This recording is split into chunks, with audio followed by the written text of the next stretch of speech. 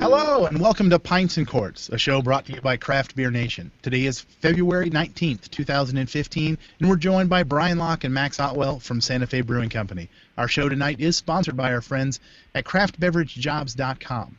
They are a great online resource for getting your dream job in the craft beer industry. We want you to stick around for our conversation with Brian and Max, so pour a cold one and get comfortable. Actually, while the music's playing, now would be a great time to take 4 seconds and subscribe to our YouTube channel.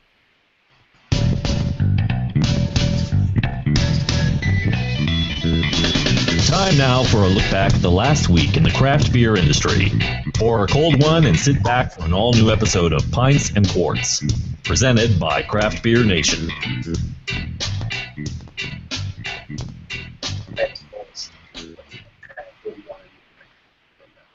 All right, we are back, and we are joined tonight with Brian Locke, the president and owner of Santa Fe Brewing Company, and the social alchemist, Max Otwell. These guys work out in Santa Fe, New Mexico, and we have had them on the show several times, so it shouldn't be strangers to any of us, but I will, for their benefit, introduce Victoria Perigin, Randy Gardner Jr., Charles Dunkley, Gil Mello, and the esteemed Boris Castillo making a return. So welcome, everybody. Welcome, Max and Brian. Thank you. Thank you very much. Good to be with you guys. Yeah, we're glad to have you on. This is a different format from the show we had you on before, so it's a little quicker, a little meatier questions. We're going to jump right in here. But last time we talked, you guys were in the middle of planning an expansion. Tell us a little bit about that. Have you got some holes dug in the ground, or where are you at with that? We do. We have a very exciting hole that's been dug in the ground, in fact. This was kind of a added last-minute addition to the expansion, but what we decided to do is, because our barrel aging program has been successful and is growing and there's a lot of demand for it, and we have to allocate cases to distributors, kind of figured it was time to really expand that program.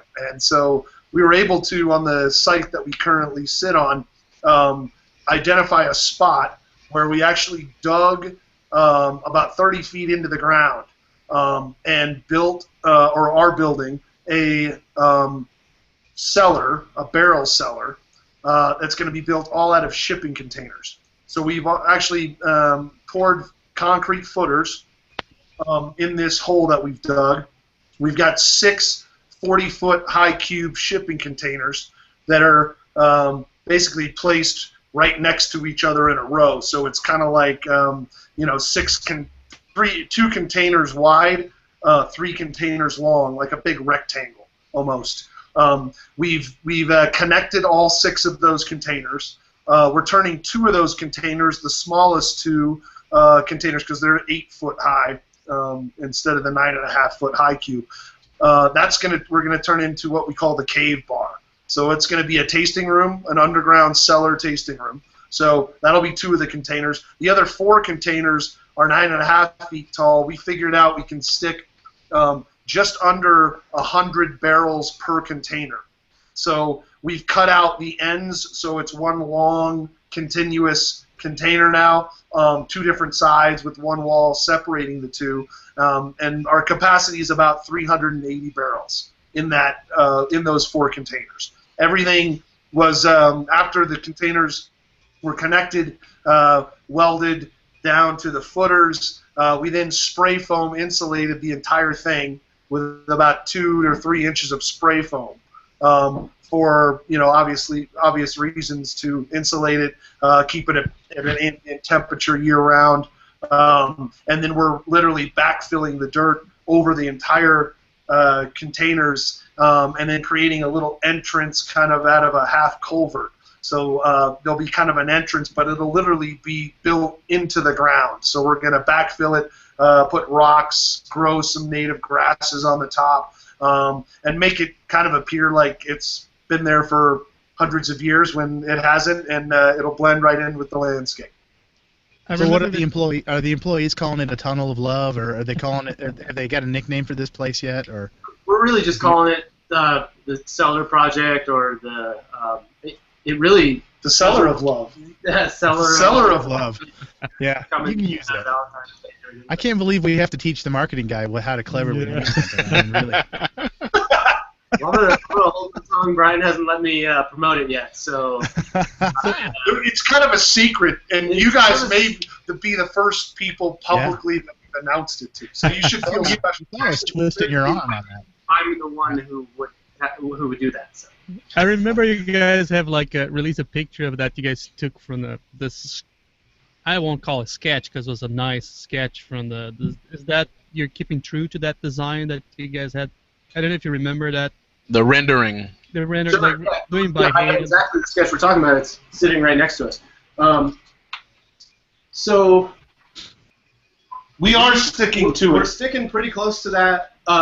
That's it. That's the one. Yeah. Yeah.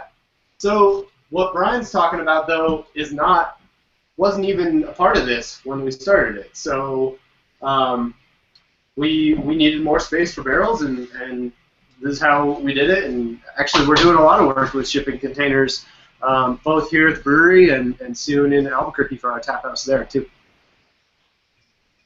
I can't tell you how awesome that is. The fact that you guys thought to put these shipping containers 3 stories underground and then put like a tasting room down there too, that is insane, man. Yeah, and that, at least from what I understand, is going to be for specialty sour and barrel release projects and beers. Beer and cheese tastings. Specifically. That too, yeah. Yeah. And when the Craft Beer Nation visits you guys one day.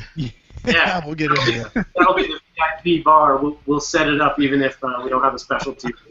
Just for Although you guys. I doubt there's Wi-Fi down there, though. So, I mean, that's... Might be difficult for that. Yeah. No, it's actually. Stick a satellite on the roof or something. Fantastic. Hey, talk to us about some of the beers. I mean, I've got one in the glass here, and we've got a couple of them here on the East Coast, thanks to Max and the crew there. Talk to us about the big release here, the Irish Red. Irish Red, yeah, coming up. We just started canning it this week, and it's going to be a pretty big release for us. We have a release party here on Saturday. We're going to have bagpipers and drummers from a local organization and food truck and everything. So as far as I know, that beer will make it to most of our states of distribution. Yeah, sure, all of them. In limited quantities, of course, but Limited quantities, but 10 states. As far east as, I'd say, St. Louis. And then it'll also make it into New Orleans as well. Is that Saturday? Are you drinking any Irish Red out there? Not yet. No, I think the box came out before you started canning that. That's So true. But Matt, we'll have other opportunities. I'm sorry, Brian. What was that? Matt, what are you enjoying tonight from Santa Fe? I've got the Java Stout. So, Yeah. you know, I've only got time for one beer on the show, so it was a hard choice. No, it wasn't. It was pretty easy, actually. This is one of my favorite offerings from you. Boris sent a box of this out to us a couple of years back, and then Gail, what did you get? Like a case of it when you were out there? I got I don't know how much I got. I got a cart full. Yeah. Doesn't that beer get to... half a pallet. Well, no, I'm doing a journey. I'm doing like one a month, and actually this should be drunk like last month on December. It should be the 12th one. I skipped a month, so this is my 12th beer. It's just impressive how much of the coffee is forward still. I mean, very little coffee on this. This is like, I was very surprised that this. Doesn't that beer get like a 98 or something like that on Rate Beer, or? Yeah, it's up there on Beer Advocate too, and Untappd. Hey, Max or Brian, do you guys want to talk about how? Because my last visit to you guys, you changed the way you infuse the coffee in your Java, whereas before, I want to say about 2 or 3 years ago, it was done one way, and then this past year, 2014, you guys changed it out to a new method, which like even put, if I remember correctly, you guys are putting more coffee in it, but you're putting it in a different stage, which then means like it's like coming out of the can and just smacking you in the face when you open it. So basically what we did, because I was a cellarman at that time, and I used to do the Java filtrations.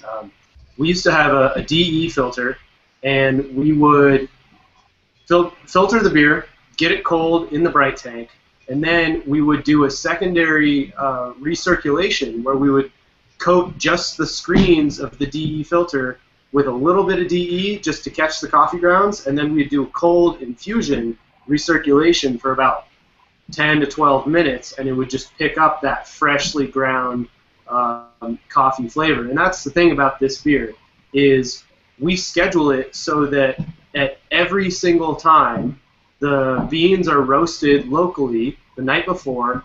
The day after, we add the fresh coffee grounds, and then it sits just for about 24 hours. We roust it, and then we crash it, drop all the grounds, and package it after that. So we used to use the DE filtration. Now we get the coffee grounds straight into the fermenter, and then roust it, like I said, recirculate, and that it still gives us the same incredible fresh coffee flavor from these two varieties of beans that we use.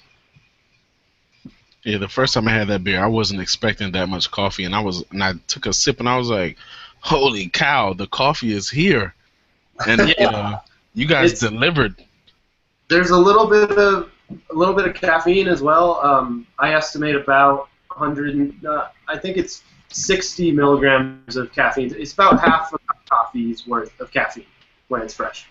So I just think you should change your can. You should say, "Feel free to have a donut with it." Right.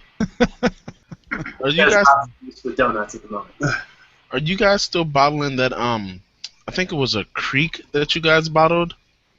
Boris, was that a creek that we had from Santa Fe one time, or It was the Barrel Aged Creek, wasn't it?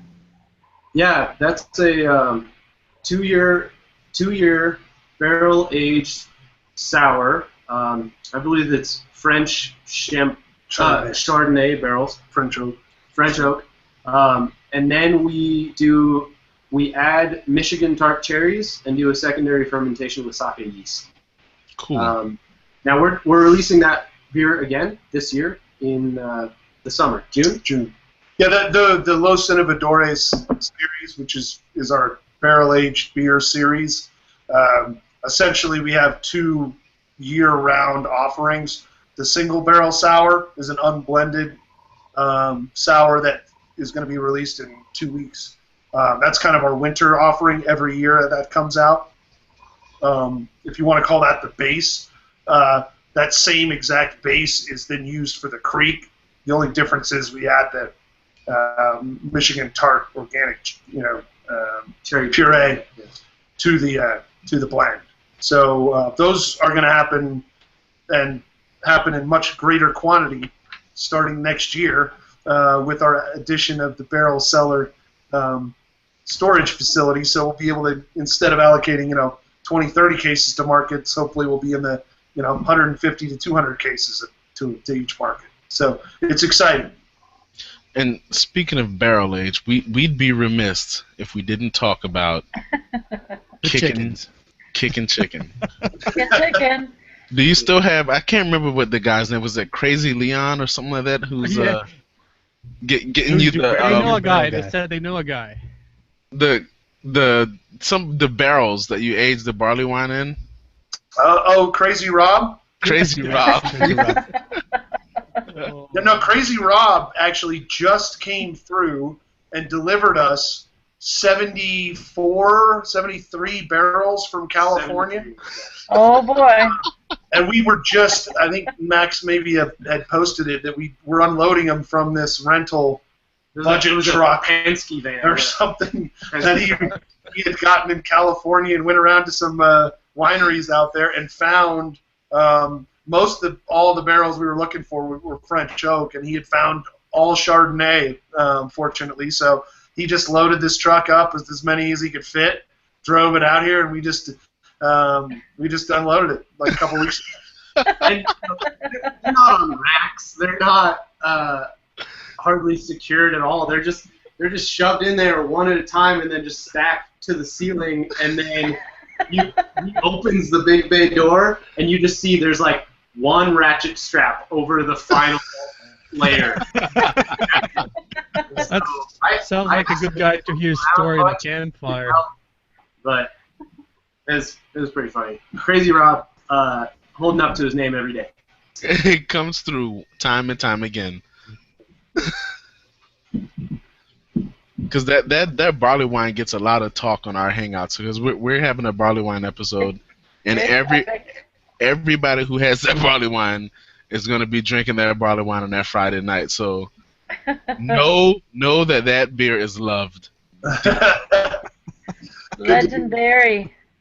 Yeah, I think legendary is right. Yeah. That's older indeed. I mean, that was a 2012 release. That was shortly after I started working here. I mean, it's still available. We have sophisticated palates. We like to age things. Yeah. So. Is the Camper IPA something new to you too, or is that just came out too, right? The Camper No, IPA? we've been doing that since 2010, actually. I mean, I said it wrong. Is that a year-round or something that you do seasonal? That's year-round. Okay. Which one? Happy Camper. Oh. That's Yep. it. So what's next? And what's after the red? What's your next seasonal then? Yeah, well, the Irish Red literally comes out this week, and I hope you guys have the opportunity to try it. I think it's a great sessionable, true Irish style. We hope so too. Red ale, 4.8%. So, I think I took a 6-pack home with me right off the line. I drank all 6 of them in like 2 hours, but I felt great. 2 hours later, it wasn't like I was ready to go, onto the couch and be loud for the next few hours. It was great. It's a very I think malt forward, obviously Irish style red ale, very high quality malts, Maris Otter, and so and I think it lends itself to at least in our territory in the Southwest, it lends itself to the cuisine down here, because I think you get that spicy hot red chili or green chili, and it pairs really well because the big malt backbone of that beer really cuts kind of through that spice, and it's I think it's a great pairing for food. So it's definitely one of my favorite seasonal beers that we do. Typically spring seasonals for most breweries, in my experience, has been their slowest seasonal release, and that's kind of generally industry standard. And so, I think the beer doesn't get as much maybe accolades, or people don't talk about it as much because it has a shorter window of a seasonal time frame. So, we're releasing it this week, February 20th. It's only running through the end of March, and we're actually lengthening our next seasonal release, the Freestyle Pilsner, to 4 months. So that's going to be released April 1st and run all the way till August 1st when we release Oktoberfest. So we're lengthening our summer seasonal a little bit, and then shortening the spring. That's just based on kind of what the general public kind of grabs for. Last time I went to Brazil, I took four cans of the Oktoberfest, and you need to watch people's face when I'm telling you. This Oktoberfest was made in Santa Fe, New Mexico, U.S. It was just like the expression on people's face was just really. Also in a can too. Yeah. Right. Yeah. There's a lot of synergy between Germany and Santa Fe. I don't know if you do that. Canned German beer. Tell us about your hop farm. How's your hop farm doing? The hop farm is really coming along. I planted about 300 rhizomes last year, mostly Neo Mexicanus 1, Amalia are the 2 varieties. Those are both native varieties to New Mexico. Those are in the ground, so this should be the first year that we actually harvest some hops. About to start building the trellises next week, so we'll be able to grow them up the trellises. And I just found out literally 2 weeks ago, the source that I had been getting my rhizomes of this variety from is not offering those rhizomes this year. I haven't found one supplier of rhizomes in the entire country that is supplying these 2 varieties, Neo 1 and Amalia, as well as one that was called Multi-Head, but now has been renamed Medusa. Those, my guess, are now going to be hops that are proprietary, exclusive hops to certain growers up in the Northwest that have bought the rights to those hops, and they're holding them very close to them, holding their cards close, so to speak. So I think the hops that I have in the ground now that'll be rhizomes will be even more rare to find in the future. Sought after. Yeah. Well, you know where you're going to get these rhizomes from. You just got to call Crazy Rob and tell him. There you go. He'll Come through with a show up with Penske his truck. Yeah, a Penske truck with his rhizomes in the back. A Huh? Penske truck full of rhizomes. Hey, let me tell you, I got a truckload of rhizomes here. All right. Well, let's talk a little bit about some news from around the world here. So around the industry here, the first story we've got is Randy. Why don't you take us through this Mikkellar thing? So basically, if you're a fan of Mikkellar or his evil twin brother, evil twin, for that matter, but no, this is focusing on Mikkellar. They're going to be having a facility here in the U.S. Apparently, I'm not even going to begin to try to pronounce her name. It's Mikkelborg Jurgso, maybe. Apparently, they've had a relationship with the guys over at AleSmith for a while now, and AleSmith has like a 20,000 square foot facility that they were looking to sell, and they're going to be selling it to Mikkellar. AleSmith would be moving away to a facility that's 5 times as big. They're moving to like a 105,000 square foot facility, but Mikkellar's going to move into their 20,000 square foot facility, and they're going to work in conjunction in this facility at the same time together. And they've actually already brewed a beer there. They called it the Beer Geek Speedway. Now, initially, it sounds like a collaboration beer, but it was really just their Beer Geek Brunch Weasel or Weasel Brunch. I can't remember.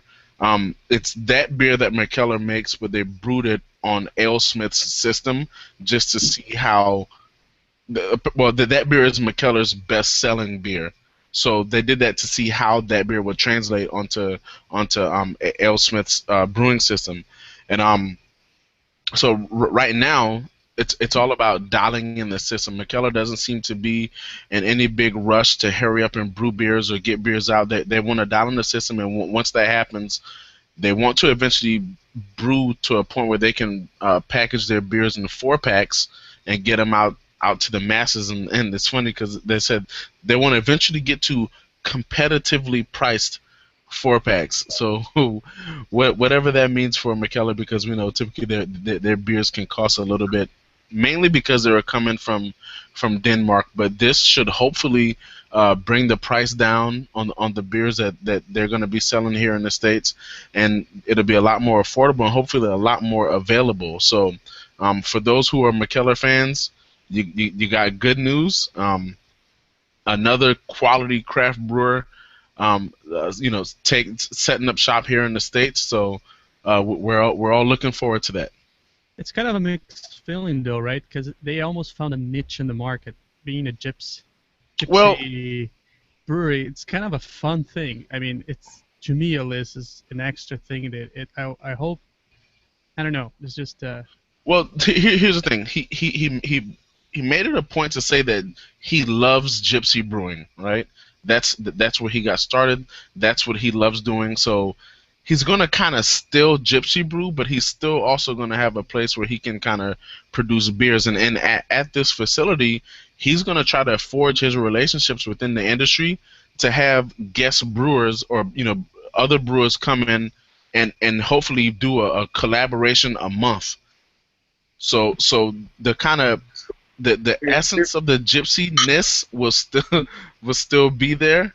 So the collaborative nature will still be there, but they'll just have some place where they can kind of produce, on a regular basis. I don't think he's going to be giving up his gypsy roots, because a 20,000 square foot facility isn't nowhere nearly the size that's necessary to produce beers for all the Mikkellar brew pubs that they have now and what they plan to expand to in the future.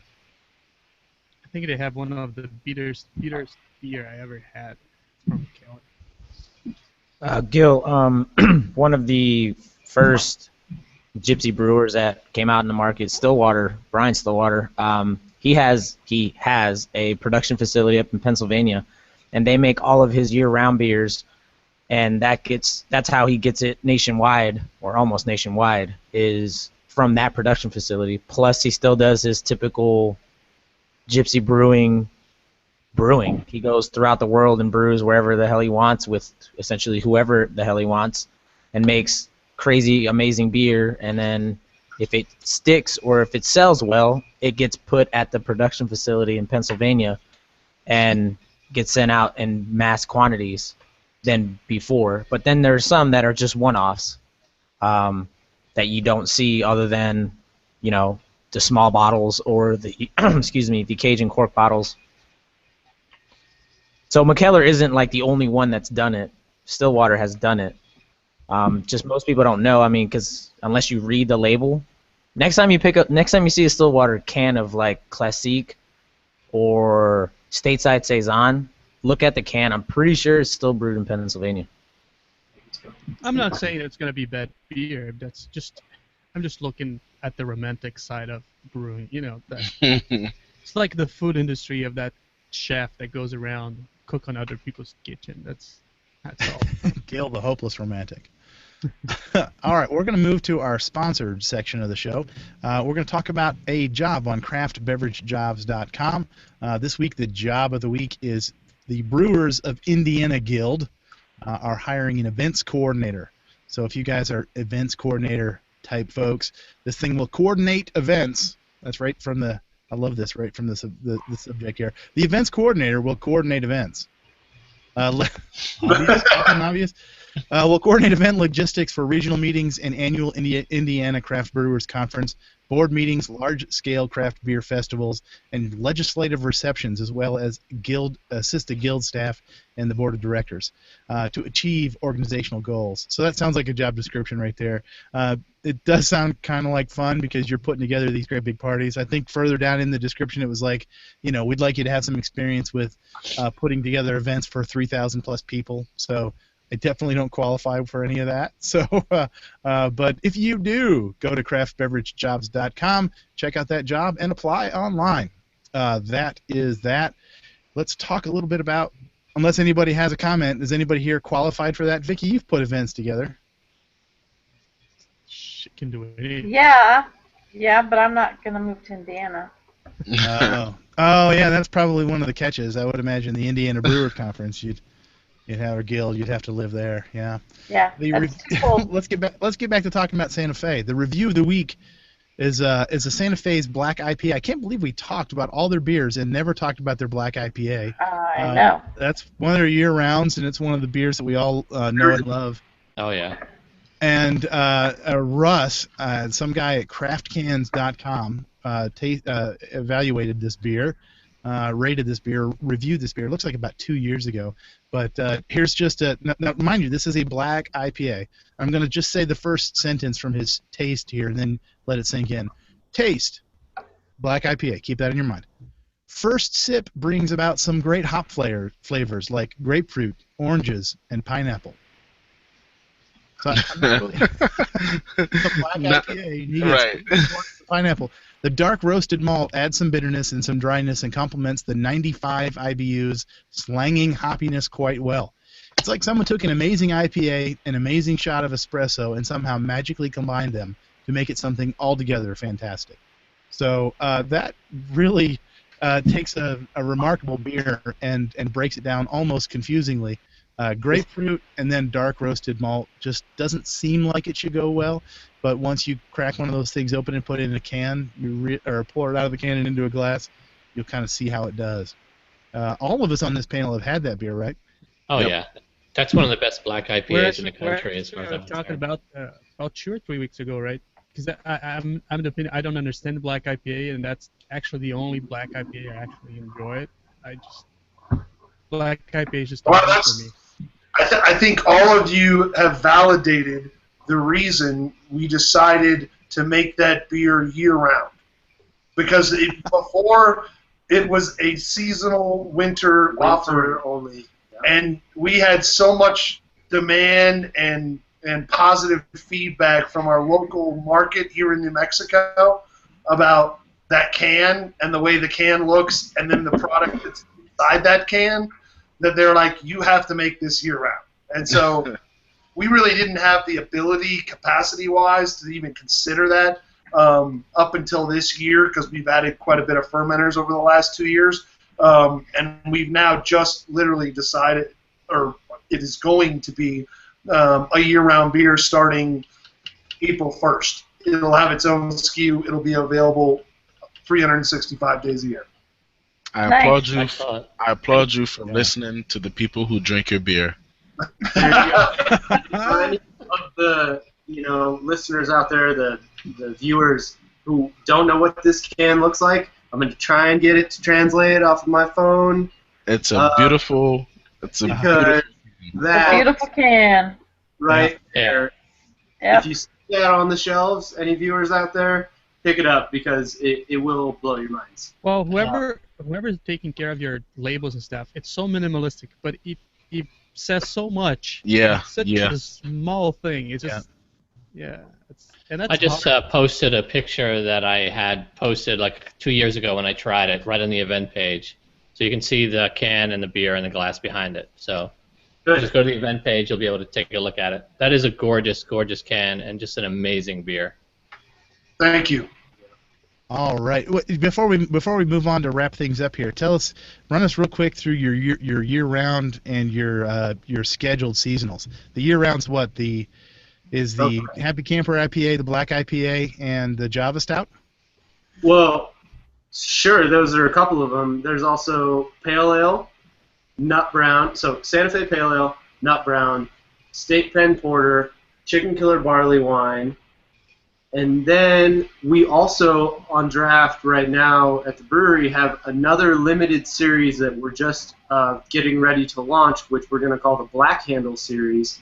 And that is limited one-offs. Like we have a Scotch Ale and also a Deviator Doppelbock at the moment. So at any point when somebody visits Santa Fe Brewing Company, we have a minimum of 11 and a maximum of 13 beers on tap at all times.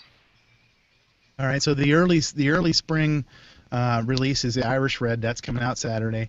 That's then Irish available through. It's really kind of late winter, really, isn't it? It's available through the end of March, through spring. Then the Pils is available for 4 months. Then the Oktoberfest comes out. What's the winter seasonal?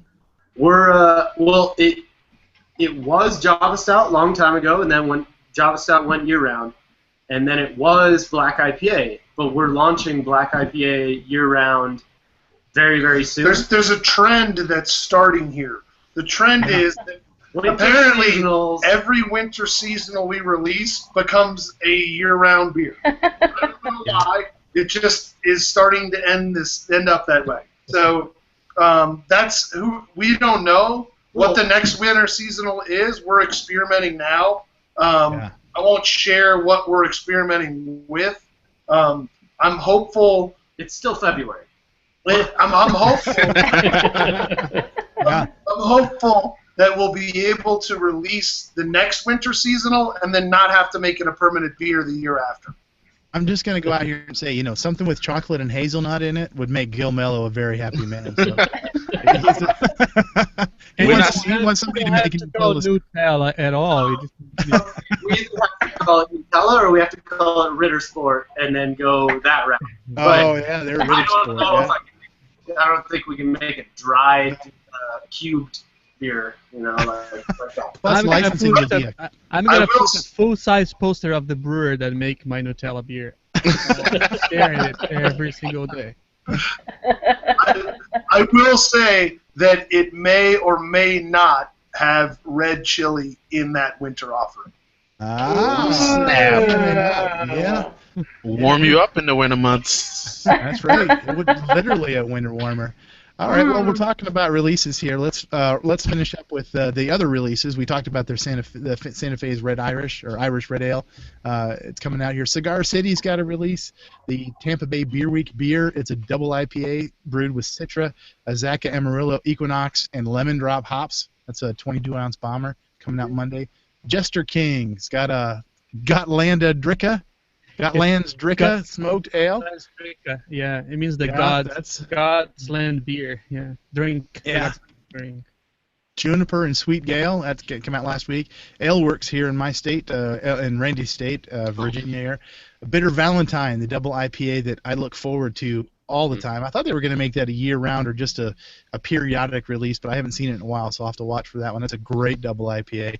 Modern Times, San Diego, California, has got Booming Rollers, a hoppy Citra IPA that came out yesterday. Victory, I think we talked about this one last week. They've got a chocolate Baltic Porter, an 8% beer called Deep Cocoa.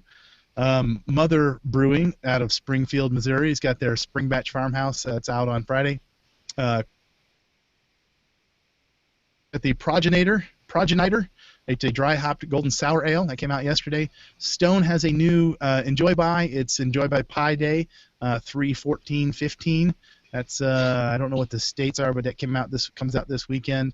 Boulevard's got the Calling IPA. It's a smokestack series beer. It comes in 4-packs, and that looks pretty good. New Belgium's got their Lips of Faith series Coca Mole, spiced chocolate porter brewed with cocoa, Vietnamese cinnamon, chipotle chili, a bunch of other chilies. That came out yesterday. Wahilio. You were going to make me say Wahilio? Yeah. Wahilio chili and ancho chili. So that came out yesterday as well too. Any other notable releases you guys can think of? No. Right. The Boulevard one is going to come in a 4-pack smaller bottles, which is nice. 4-packs of like the 350s. They usually when they do the smaller ones, they do like a 350 milliliter or something. Right. Festival wise, Cincinnati. Somebody say. Sorry, something. I was gonna plug Santa Fe one more time because I kind of have to. They were drinking their Belgian Strong Dark that they just, I believe, put on tap about a week or two ago on their ever-changing series, and it replaced the Double White, which I believe went on in September. There we go, right there. Oh yeah. And so the really fun thing about this, it might not render, but it's a Mad Lib, this label. There we go. Give me an adjective, a noun, a verb. Give me an adjective, a verb, a noun, an exclamation, another noun, and another noun. And the cool thing is, we have multiple renditions of this label. So the label that was on the Double White IPA, which was also award-winning, we switched up the Mad Lib for this one, and it's a totally different story. So you can collect the bottles. I operate all the social media, and so I continuously encourage people to share their stories of what they made with this beer. It looks like the guy used a 1980s mechanical typewriter to do that label. Yeah, it's an old style right? there. And they're hand stamped, they're hand labeled, hand signed, and hand waxed, of course. But keeps us busy over here. That's actually one of my favorite things at the brewery to do when I get back onto the floor is waxing bottles. Wax on, wax off. You enjoy putting it on. We enjoy tearing it off and drinking the beer. Yeah, there you go. Festival-wise, we got the Cincinnati Beer Week in Cincinnati, Ohio, the 13th through the 22nd. So that's wrapping up this weekend. Arizona Beer Week and a half is coming to an end this weekend. Victoria's been partaking in a lot of the Arizona beers. I'm sure she's been having a good time. Lehigh Valley Beer Week in Lehigh Valley, Pennsylvania. Up close to Gill there. That's the 15th through the 22nd. That's winding up too. New York City Beer Week in New York, New York. That's the 20th through March 1st, February 20th through March 1st. And San Diego's Winter Beer Fest, a fest for all seasons. That's the 20th and 21st. That's Friday and Saturday. Reno, Nevada has Freeze Your Pints Off on Saturday the 21st. Extreme Beer Fest in Omaha, Nebraska, also on the 21st. St. Louis Centennial Festival in I really have to tell you where these are. I mean, Omaha's thing. St. Louis, Missouri, the 26th to the 28th. That's next week. And of course, next weekend, Saturday in Charleston, South Carolina, is the Randy's excited about Brewvival. So if you're in Charleston, South Carolina, great. If not, you need to get tickets now. I think tickets for that are probably long gone by now. They're gone. They going. So So just follow Randy on Twitter, and you'll know what all the good stuff is. So, so that's our show. RNDYGEE. There's no A in there, right? It's RNDYGEE. Right. Yeah. Yeah. Or craftbeernation.com on a bunch of Craft Beer Nation. Craftbeernation.com. Craftbeernation.org. O-R-G. And check out the blog. Check out you'll see some pictures of this black IPA can. We're going to get that up there. A little recap of the show after we're done here. So thanks, everybody. Thanks to Max and Brian. And we're going to take this show off the air until next week. And I'm trying to remember who our guest is. Oh, we got Zambo next week. Zambo, 21st Amendment. Real sorry to interrupt. Do you guys have just like 2 more seconds so we can read one of these ever-changing labels? Yep. Yeah, bring it on. All right, so this is just one of the Mad Lib labels from the ever-changing series. This happens to be the Belgian Strong that was just released. Calling all pit bulls. Santa Fe Brewing Company wants you to be one of the first to try their Belgian Strong Ale. It is the newest edition of their ever-changing series, and they feel its arrival calls for one adjective, spicy party. Drinking one of these, adjective, glorious, beers is definitely an occasion to celebrate with all of your favorite, plural noun, cronies. Because of its limited quantities, some might think it is necessary to drink number 55 billion of these beers. Try to show some restraint. Just come celebrate with the adjective gorgeous brewers of the SFB. Consider yourself one lucky noun, none. One lucky nun. That's the official ad-lib poster for the release party. Nice. That's pretty awesome. Boris almost can't handle it at 4:30 in the morning. He's breaking. I haven't had my coffee yet either. This isn't good. You should just have a Java Stout, man. 125 milligrams or 60 milligrams of caffeine in there. There you go. Far away from Java Stout. Yeah. Just no donuts. All right. Hey, everybody. Thanks for tuning in. Thanks for joining us here with Max and Brian. We love having these guys on. It won't be long, and we'll have them on again to show us some pictures of their. What are we going to call it? The Cellar of Love, or the Cellar of Love. Let's just say Cellar of Love. And you guys are great. We appreciate it. Keep making the good stuff. We'll keep drinking it. Until next week, where we've got Zambo from 21st Amendment. Everybody, find some great friends. Get some great craft beer. And mind those P's and Q's.